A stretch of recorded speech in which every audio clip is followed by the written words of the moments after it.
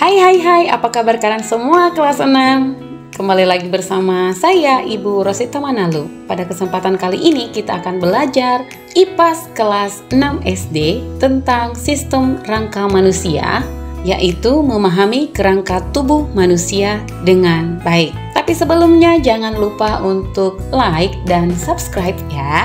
Mari kita mulai. Coba perhatikan gambar berikut. Bagaimana jika manusia tidak memiliki tulang? Menurut kalian apa yang akan terjadi ketika manusia itu tidak ada tulang di dalam tubuhnya? Apa yang akan terjadi jika manusia tidak memiliki rangka seperti yang ada pada gambar ini? Nah, hari ini dengan menonton video ini kamu akan mampu memahami komponen utama pada sistem rangka manusia, menjelaskan fungsi dari rangka itu sendiri, kemudian kamu akan mampu mengidentifikasi tulang-tulang tertentu dan perannya dalam tubuh kita. Tapi sebelumnya, tahukah kamu bahwa bayi terlahir dengan jumlah tulang sekitar 300, tetapi ketika sudah dewasa hanya memiliki 206 tulang? Hal ini terjadi karena ada beberapa tulang yang akan menyatu saat kita bertumbuh. Mari kita melihat yang pertama, sistem rangka. Fungsi dari sistem rangka ini adalah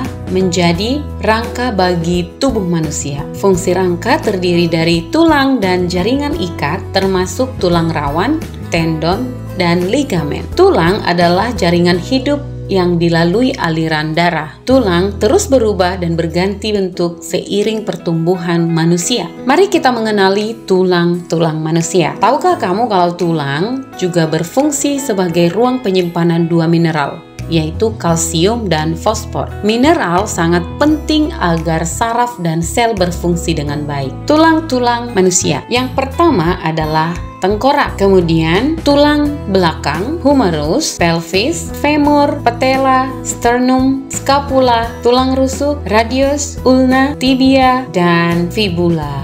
Nah, mari kita lihat apa saja jenis-jenis dari tulang. Kita akan melihat dari bentuknya. Yang pertama adalah tulang panjang. Ini disebut femur. Dia berbentuk silinder, berfungsi sebagai tuas, dan turut menopang bobot tubuh kita. Yang kedua disebut tulang pendek, contohnya tulang karpal. Ini terlihat kecil dan ringkas, dirancang untuk memberi kekuatan dan stabilitas. Kemudian tulang pipih. Tulang pipih ini contohnya adalah tulang belikat, di permukaannya terlihat datar dan fungsinya sebagai pelindung dan titik perlekatan otot. Kemudian ada yang disebut tulang tak beraturan. Ini adalah tulang belakang. Bentuknya kompleks dan memiliki beragam fungsi seperti melindungi dan juga menopang. Mari kita kenali jenis tulang di bawah ini dan apa saja fungsinya. Yang pertama adalah sternum atau pipih. Ini fungsinya untuk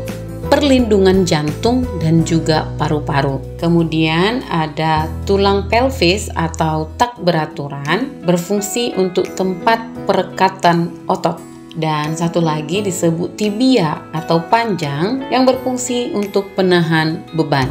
Nah, mari kita melihat fungsi dari rangka itu sendiri. Yang pertama adalah menopang. Fungsinya adalah membentuk dan menopang tubuh kita. Tulang belakang misalnya membuat manusia dapat duduk tegak atau berdiri tegak. Coba lihat kerangka berikut ini. Ini adalah gambar tulang belakang orang dewasa rata-rata yang terdiri dari 26 tulang, 24 diantaranya ruas tulang belakang, kemudian ada sacrum dan coccyx ataupun disebut dengan tulang ekor. Kemudian yang kedua, fungsinya adalah melindungi organ dalam. Misalnya, tengkorak melindungi otak, sedangkan tulang rusuk melindungi jantung dan juga paru-paru. Tengkorak manusia terdiri dari 22 tulang yang menyatu. Tulang-tulang ini tidak dapat bergerak kecuali tulang rahang bawah. Kemudian, gerakan. Tulang bekerja sama dengan sendi dan otot sehingga kita bisa bergerak. Saat berkontraksi, otot akan menarik tulang sehingga kita mampu berjalan, berlari, melompat, dan melakukan aktivitas lainnya.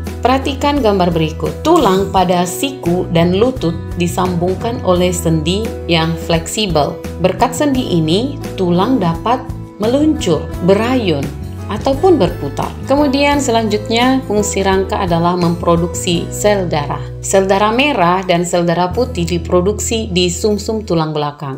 zat lunak dan kenyal di bagian tengah tulang yang berongga. Pada orang dewasa, sebagian besar sel darah diproduksi di tulang belakang, di pinggul, di rusuk, dan juga di tulang dada. Namun pada anak-anak, produksi sel darah terjadi di dalam tulang panjang seperti di femur. Pilihlah jawaban yang benar. Manakah berikut ini yang merupakan tulang panjang? A. Tengkorak, B. Femur, C. Tulang belakang, D. Karpal. Iya, jawabannya adalah femur. Kemudian yang kedua, apa fungsi utama dari tulang rusuk? A. Mengurangi gesekan saat bergerak.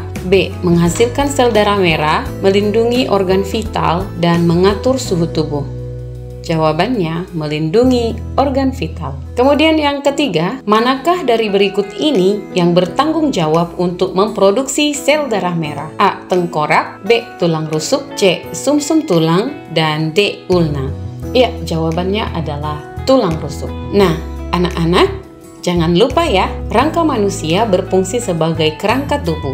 Rangka terdiri dari tulang dan jaringan ikat. Kemudian, jenis-jenis tulang. Tulang dalam tubuh dapat dikelompokkan menjadi tulang panjang, tulang pendek, tulang pipi, dan tulang tak beraturan. Kemudian, fungsi dari rangka, sistem rangka menopang tubuh, melindungi organ, memungkinkan gerakan, dan menghasilkan sel darah merah. Mari kita melihat lebih jauh cara tulang patah bisa sembuh. Tulang terdiri dari jaringan hidup dan memiliki kemampuan luar biasa untuk sembuh. Baik, sampai di sini pertemuan kita hari ini. Kita hari ini sudah belajar tentang sistem rangka manusia dan see you next time. Bye-bye.